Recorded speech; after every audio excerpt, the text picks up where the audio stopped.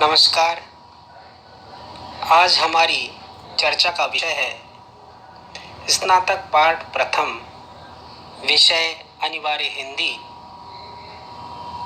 उसके पद्य भाग का प्रथम पाठ मैथिली शरण गुप्त और उनकी जो कविता है नर हो न निराश करो मन को। इस कविता का प्रतिपाद्य जानेंगे, भावार्थ, व्याख्या, विश्लेषण करेंगे और मैथिली शरण गुप्त के व्यक्तित्व से, कृतित्व से, साहित्यिक योगदान से और इस कविता के माध्यम से या इस कविता में कौन कौन से प्रश्न बन सकते हैं उन पर हम विचार करेंगे।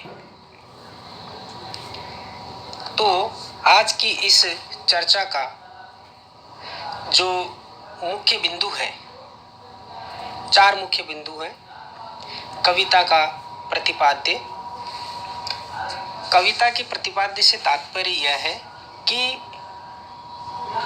कविता का मूल विषय, मूल उद्देश्य, मूल कथ्य क्या है।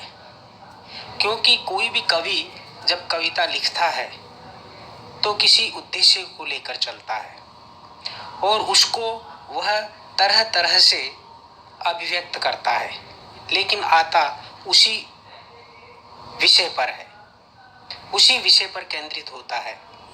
मूल कथ्य एक होता है और उस मूल कथ्य को जाने बिना कविता के मर्म को नहीं समझा जा सकता। इसलिए आज यहाँ पर हम नर हो न निराश करो मन को कविता के मूल प्रतिपाद्य पर प्रकाश डालेंगे। दूसरा बिंदु है शब्दार्थ।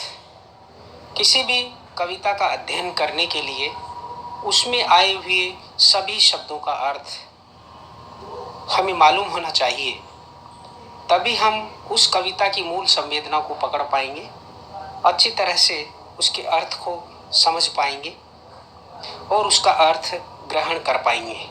इसलिए इस कविता के कुछ चुने हुए जो शब्द हैं जो कठिन प्रतीत होते हैं और उनका अर्थ भी संदर्भगत है कि इस कविता की इस पंक्ति में, इस पद में अमुक शब्द का क्या अर्थ है, उन चीज़ों को हम जानेंगे। और जो तीसरा बिंदु है भावार्थ एवं व्याख्या विश्लेषण। यद्यपि अनिवार्य हिंदी के अंदर वस्तुनिष्ठ प्रकार के प्रश्न आते हैं, लेकिन उन प्रश्नों को कई तरह से घुमा फिरा कर पूछ लिया जाता है। इसलिए कविता का व्याख्यात्मक विश्लेषण आवश्यक है, कविता का भावार्थ जानना जरूरी है। इसलिए तीसरा बिंदु आज की चर्चा का महत्वपूर्ण है, भावार्थ एवं व्याख्या विश्लेषण। और जो अंतिम बिंदु है वह है सामान्य प्रश्नोत्तर, यानी कि इस कविता के माध्यम से, इस कविता को पढ़ने के बाद कौन कौन से ऐसे प्रश्न हैं जो इसमें से बन सकते हैं, इस बात का पता हमें लगेगा। कविता पर आधारित प्रश्न भी होंगे और मैथिली शरण गुप्त के साहित्यिक योगदान के संदर्भ में, उनके व्यक्तित्व के संदर्भ में, उनके जीवन परिचय के संदर्भ में, उनके जन्म के संदर्भ में, उनकी मृत्यु के संदर्भ में, उनकी रचनाओं के संदर्भ में, रचनाओं के प्रकारों के संदर्भ में कई सारे जो प्रश्न हैं वो यहाँ पर आपके सामने प्रस्तुत किए जाएंगे और उनके उत्तर भी हम हल करेंगे। तो देखिए, आगे चलते हैं।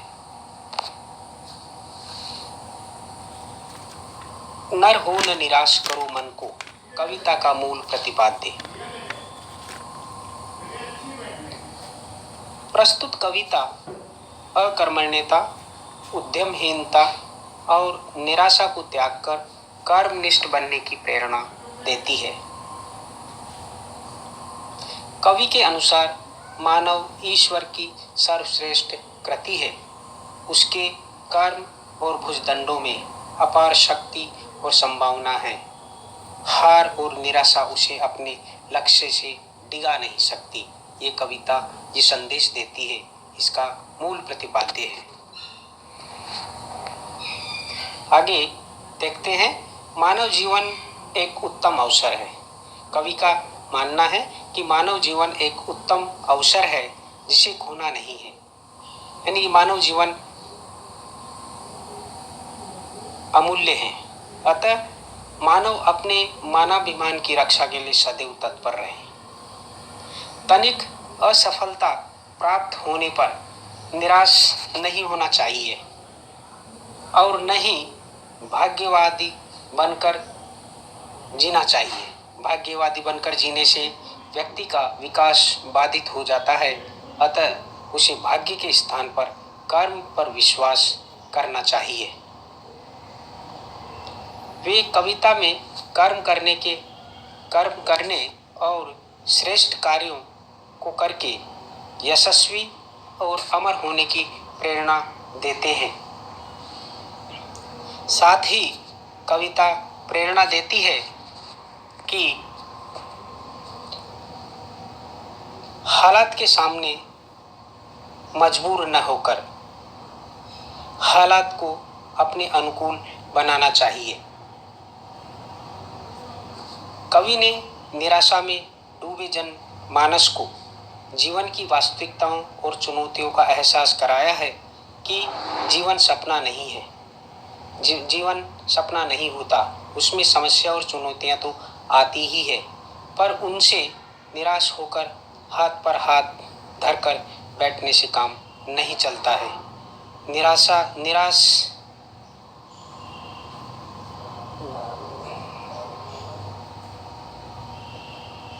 निराशा में डूबे परतंत्रकालीन भारतीय जनमानस के लिए यह कविता अमृत और संजीवनी सदृश है। इस कविता के संदर्भ की चर्चा हमने पहले भी की है कि यह कविता गुप्त जी ने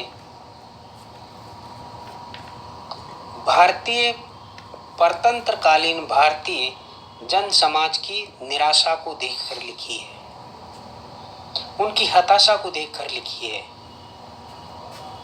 और कविता के माध्यम से जनता में एक नए आत्मविश्वास का यह कविता व्यक्ति में दृढ़ संकल्प और स्वाधीनता का उद्घोष करने की भावना का विकास करती है तथा अकर्मण्यता और भाग्यवाद को सिरे से खारिज करती है और अकर्मण्यता की भावना को धिक्कारती है और बताती है कि मनुष्य अपने भाग्य का स्वयं निर्माता है।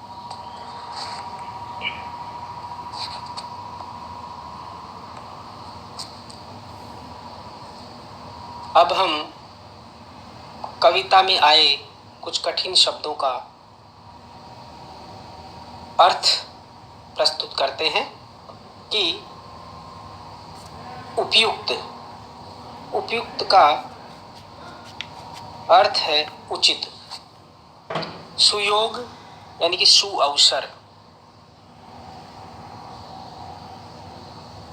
सदुपाय अच्छा उपाय, उपयोग, निरा अर्थात केवल या सिर्फ, प्रशस्त अर्थात प्रशंसनीय और समृद्ध अच्छा श्रेष्ठ।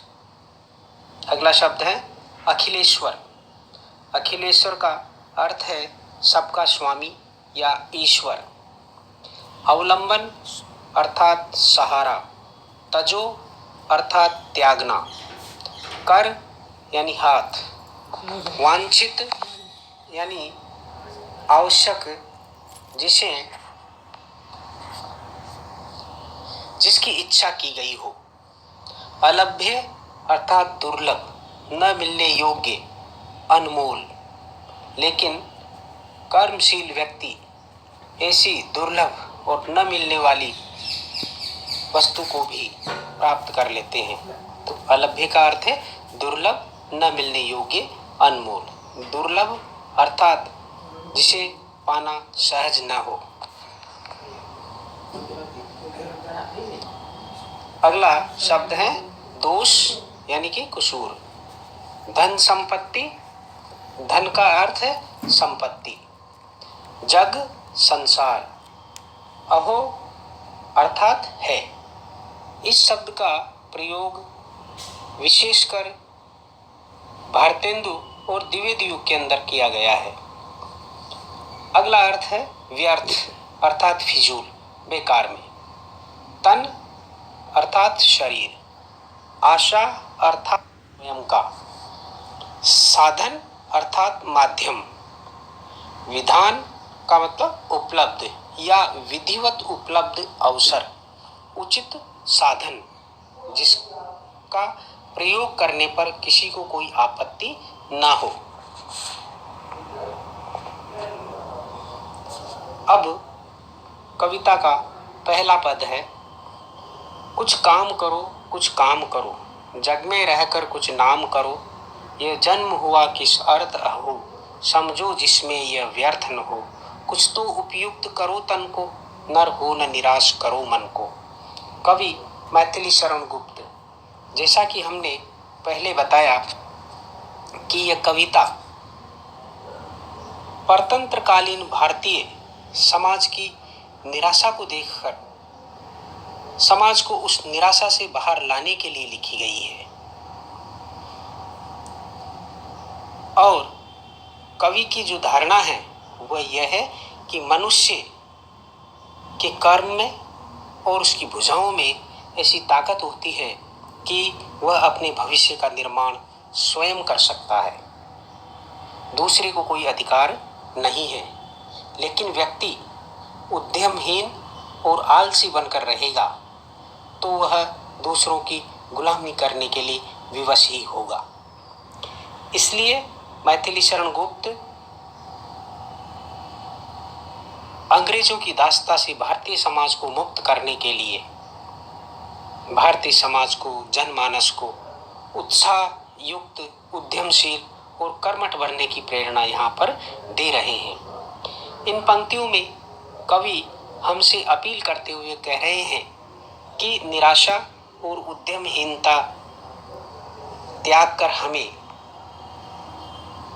अपने आप को समाज और देश की उन्नति के कारक कार्यों में संलग्न हो जाना चाहिए।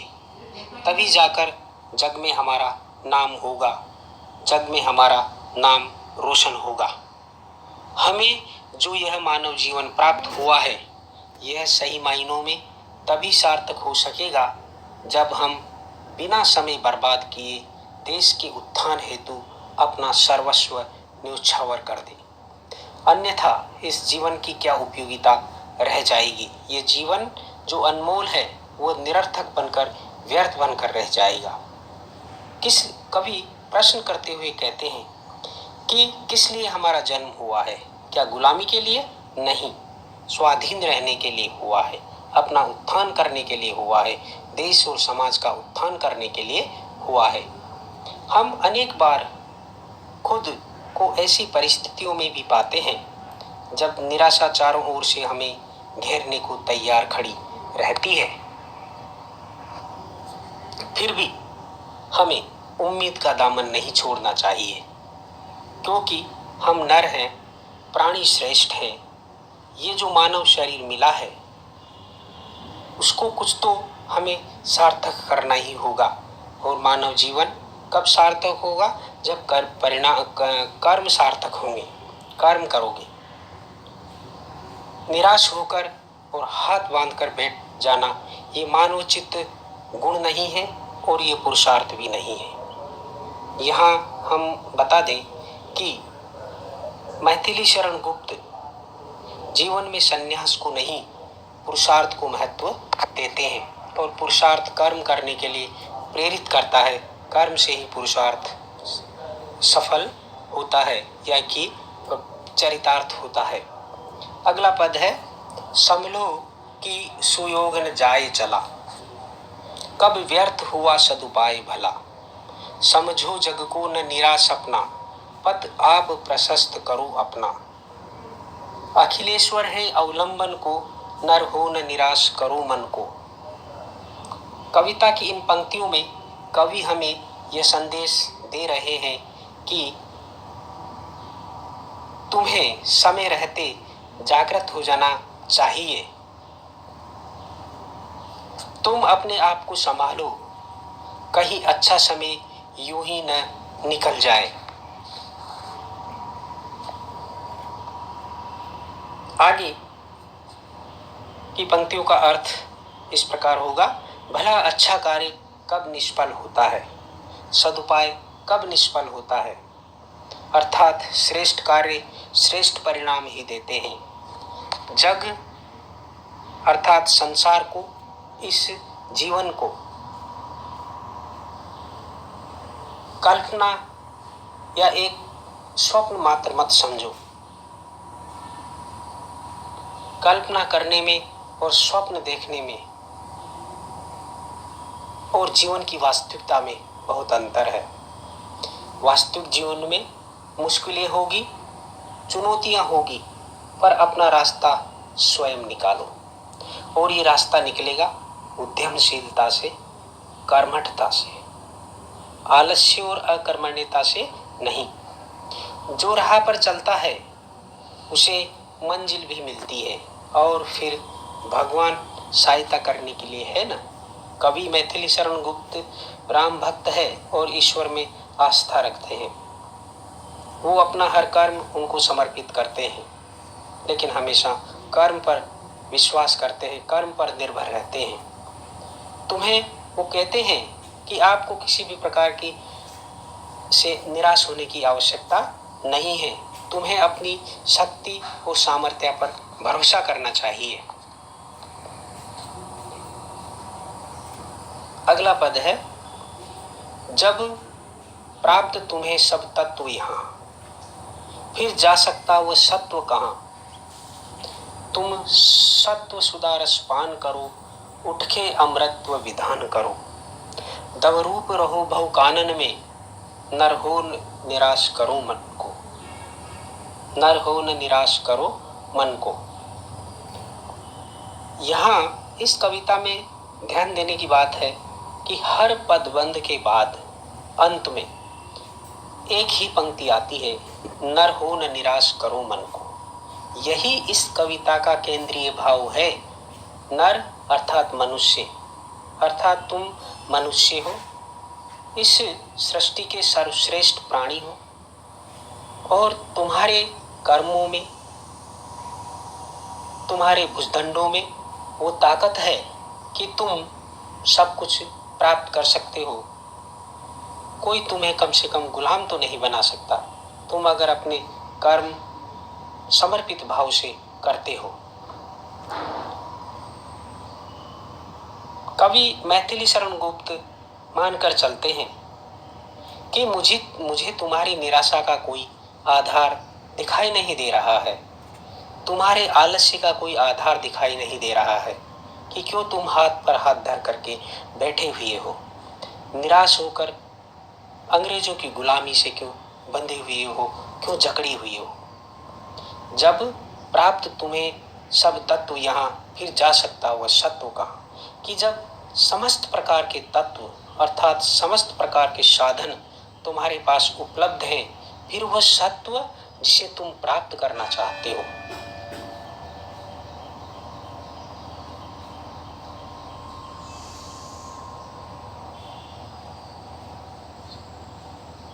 फिर वह सत्व जिसे तुम प्राप्त करना चाहते हो वह कहाँ जा सकता है। अर्थात वह है और वह आपको मिलकर रहेगा।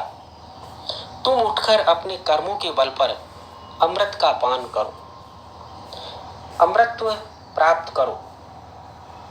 अर्थात जीवन में तुम्हारा अस्तित्व अमर और स्थायी रहे, कोई तुम्हारी अस्थि को मिटा न सके, ऐसा कार्य करो। तुम इस संसार में आग की भांति तेजस्वी बनकर रहो, तेजस्वी बनकर जियो, प्रकाशमान होकर रहो। तुम अपना पुरुषार्थ चरितार्थ करो, यूं मन को निराश न करो। मन को निराश करने से उद्यमहीनता और आलस्य बढ़ता है। अगला पद है, जिस गौरव का निज गौरव का नित ज्ञान रहे, हम भी कुछ है यह ध्यान रहे।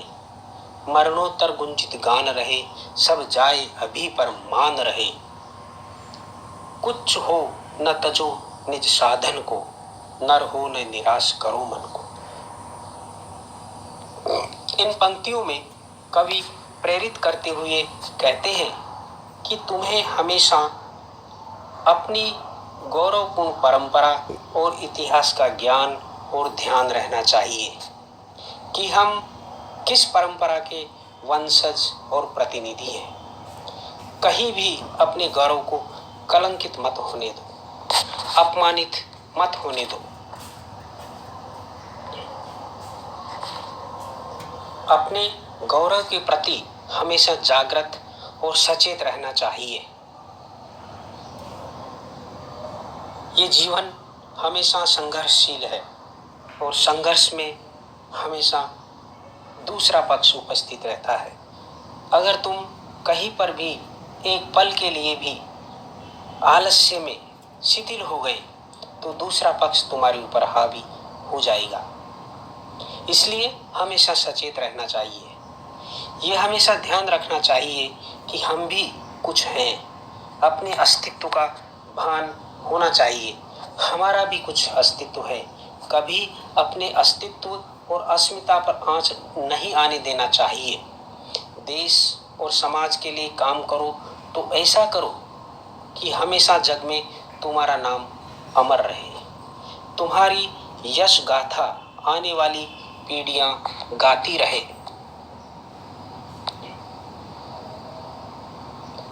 अपना कवि आगे प्रेरित करते हुए कहते हैं कि अपना सर्वस्व चले जाए, अर्थात कुछ भी हो जाए, पर अपना मान और स्वाभिमान हमेशा बना रहना चाहिए। अर्थात उसकी रक्षा हमेशा होनी चाहिए, रक्षा हमेशा करनी चाहिए।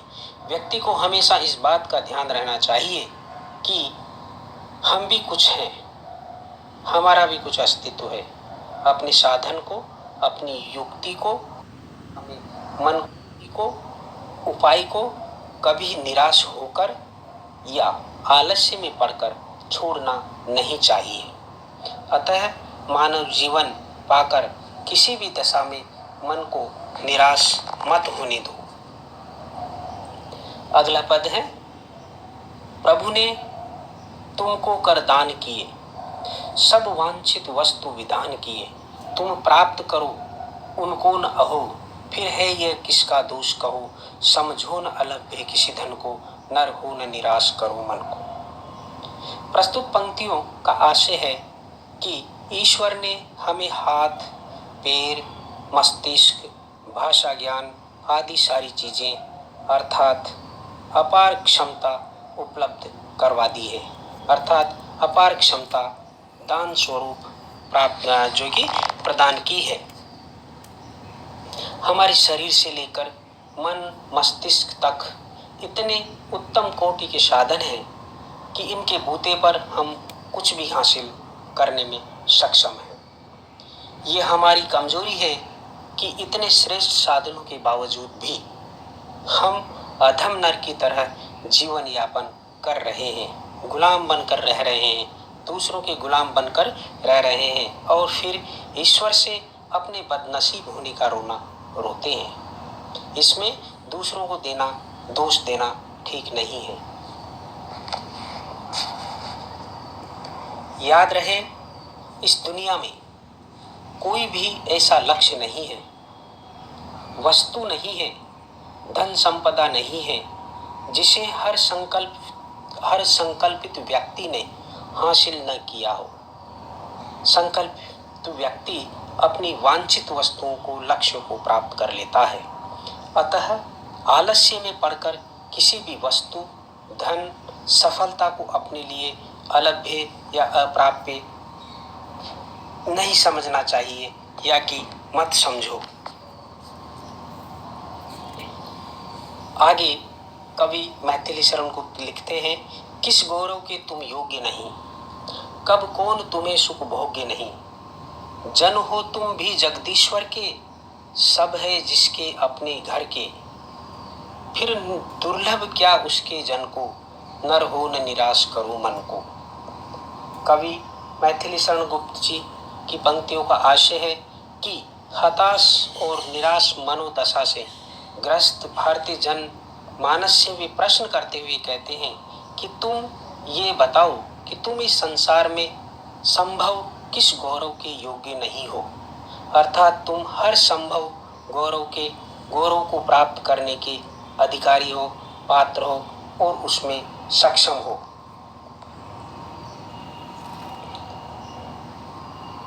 तुम्हें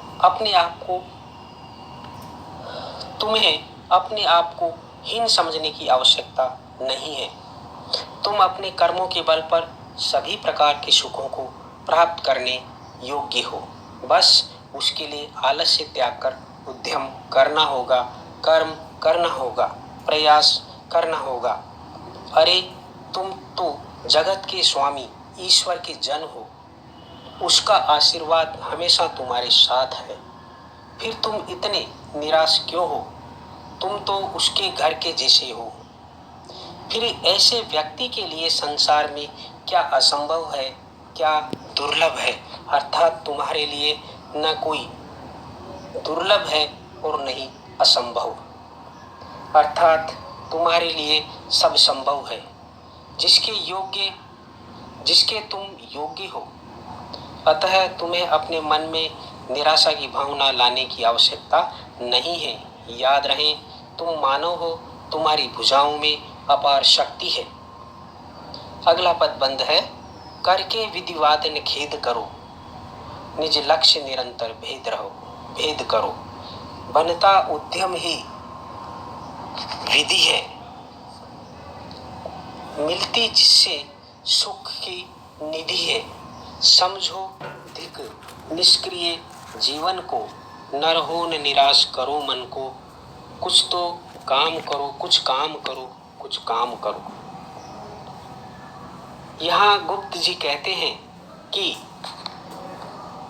अपने लक्ष्य की ओर दृढ़ता पूर्वक आगे बढ़ते रहो। भाग्य और ईश्वर को दोष देकर खेद प्रकट करना छोड़िए। भाग्य के नाम पर व्यर्थ प्रलाप करना छोड़िए। यह तो वास्तव में कायर लोगों का काम है। भाग्य को दोष देना, ईश्वर को दोष देना, ये कायर लोगों का काम है।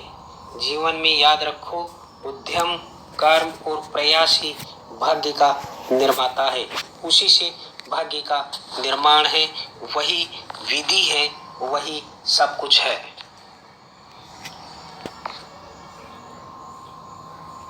यहाँ तक कि वही ईश्वर है और यह उद्यमशीलता ही सुखों का खजाना है, सुखों की निधि है। गुप्त जी कहते हैं कि निष्क्रियता, भाग्यवादिता, अकर्मण्यता आलस्य युक्त जीवन को धिक्कार है। आलस्य युक्त जीवन धिक्कारणीय है, धिक्कार करने योग्य है।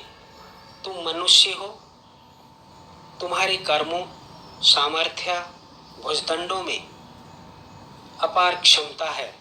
अतः इस तनिक विपदा की घड़ी में मन को निराश मत करो। निराश होकर झुको नहीं, दृढ़ता पूर्वक आगे बढ़कर काम करो, आलस छोड़ो और काम करो। जिससे यह जीवन जो एक सुयोग है, अच्छा अवसर है, व्यर्थ न जाए तथा जीवन सफल और धन्य हो जाए, स्वयं का भी, समाज का भी और देश का भी। और देश गुलामी की बेड़ियों से मुक्त हो जाए, देश में स्वाधीनता और स्वराज्य कायम हो। अब प्रश्नोत्तर की बारी है। ये जो कविता है, जिसका पाठ और भावार्थ हमने पढ़ा, गुप्त जी की एक महत्वपूर्ण कविता है जो समग्रतः व्यक्ति को कर्म करने की प्रेरणा देती है आलस्य को त्यागने के लिए प्रेरित करती है और उद्यमशील बनकर स्वयं का, समाज का और देश का उत्थान करने की प्रेरणा देती है। अब यहाँ पर इस पाठ से संबंधित जो भी संभावित प्रश्न हो सकते हैं उनका हम यहाँ पर अध्ययन करेंगे। पहला प्रश्न है, मैथिली शरण गुप्त का जन्म कब और कहाँ हुआ था? तो उत्तर होगा 1886 और गांव है चिरगांव, जिला झांसी, राज्य उत्तर प्रदेश। दूसरा प्रश्न है, मैथिली शरण गुप्त को किसका वरद हस्त प्राप्त था? इसका जिक्र हमने चर्चा में कई बार किया है और वह है मैथिली शरण गुप्त, महावीर प्रसाद द्विवेदी। सरस्वती पत्रिका का संपादन किसने किया था? 1903 से महावीर प्रसाद द्विवेदी ने सरस्वती पत्रिका के संपादन का काम संभाला था। मैथिली शरण गुप्त की कविता लिखने के लिए, मैथिली शरण गुप्त को कविता लिखने के लिए किसने प्रेरित किया? तो उत्तर होगा आचार्य महावीर प्रसाद द्विवेदी। अगला प्रश्न है, मैथिली शरण गुप्त की कविता का मूल स्वर क्या है? इनकी कविताओं का मूल स्वर है राष्ट्रीयता और सांस्कृतिक भावना। मैथिली शरण गुप्त की कविता का मूल आधार क्या है, यानी कि किसको आधार बनाकर उन्होंने काव्य रचना की है? महाभारत, रामायण और पौराणिक कथाएं। अगला प्रश्न है, भारत भारती के बारे में आप क्या जानते हैं? यह मैथिली शरण गुप्त द्वारा रचित राष्ट्रीय जागरण की प्रतिनिधि रचना है, जिसकी रचना मैथिली शरण गुप्त ने 1912 में की थी। अगला प्रश्न है, मैथिली शरण गुप्त को राष्ट्र कवि के रूप में प्रतिष्ठित करने में सर्वाधिक योगदान उनकी किस कृति का है? तो यहाँ पर उत्तर होगा भारत भारती, जिसका प्रकाशन 1912 में हुआ था और अंग्रेजों ने इसके प्रभाव से डरकर इस पर प्रतिबंध भी लगा दिया था, जैसा कि प्रेमचंद की कई सारी रचनाओं पर उन्होंने प्रतिबंध लगाया था। अगला प्रश्न है, साकेत के लिए मैथिली शरण गुप्त को किसकी उपाधि प्राप्त हुई? तो उत्तर होगा वाचस्पति की उपाधि। मैथिली शरण गुप्त किस रूप में प्रसिद्ध है? उत्तर होगा राष्ट्र कवि के रूप में। मैथिली शरण गुप्त को राष्ट्र कवि की पदवी किसने दी थी? उत्तर होगा महात्मा गांधी। अगला प्रश्न है, मैथिली शरण गुप्त को कब से कब तक राज्यसभा के सदस्य के रूप में मनोनीत किया? अर्थात वो कब से कब तक राज्यसभा के सदस्य रहे? उत्तर होगा 1952 से 1964 तक।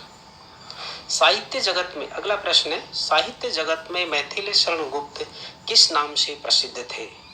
इसका हमने पिछली चर्चा में विचार किया था, इस प्रसंग का उल्लेख किया था। तो उत्तर होगा दद्दा। दद्दा नाम से साहित्य जगत में वो प्रसिद्ध थे। अगला प्रश्न है, मैथिली शरण गुप्त को 1948 में डिलिट की मानद उपाधि किसने दी? उत्तर होगा लखनऊ विश्वविद्यालय द्वारा। अगला प्रश्न है, मैथिली शरण गुप्त की काव्य ग्रंथों के नाम लिखिए। उत्तर होगा रंग में भंग, जयद्रथ वध, भारत भारती, पंचवटी, झंकार, साकेत, यशोधरा, द्वापर, जय भारत, विष्णुप्रिया आदि। अगला प्रश्न है, मैथिली शरण गुप्त ने नर हो न निराश करो मन को कविता में क्या प्रेरणा दी है? निराशा को छोड़कर कर्म करने की प्रेरणा दी है। अगला प्रश्न है, गुप्त जी के अनुसार अपना पथ कौन प्रशस्त करेगा? उत्तर होगा,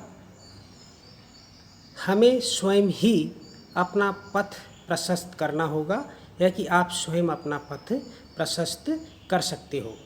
अगला प्रश्न है, सब जाए पर खाली स्थान रहे, नर हो न निराश करो मन को, कविता के आधार पर रिक्त स्थान की पूर्ति कीजिए। कई बार इस प्रकार का प्रश्न भी पूछ लिया जाता है। उत्तर होगा मन, अर्थात सब जाए, उत्तर होगा मान, अर्थात सब जाए पर मान रहे। अगला प्रश्न है, नर हो न निराश करो मन को, कविता में भाग्य के स्थान पर किस पर विश्वास करने के लिए प्रेरित किया है? उत्तर होगा कर्म पर। अगला प्रश्न है, नर हो न निराश करो मन को, कविता के अनुसार कवि ने जग में रहकर क्या करने की बात कही है? लेखक ने कुछ नाम करने की बात कही है। अगला प्रश्न है, समझो न खाली स्थान किसी धन को, नर हो न निराश करो मन को, कविता के आधार पर रिक्त स्थान की पूर्ति कीजिए।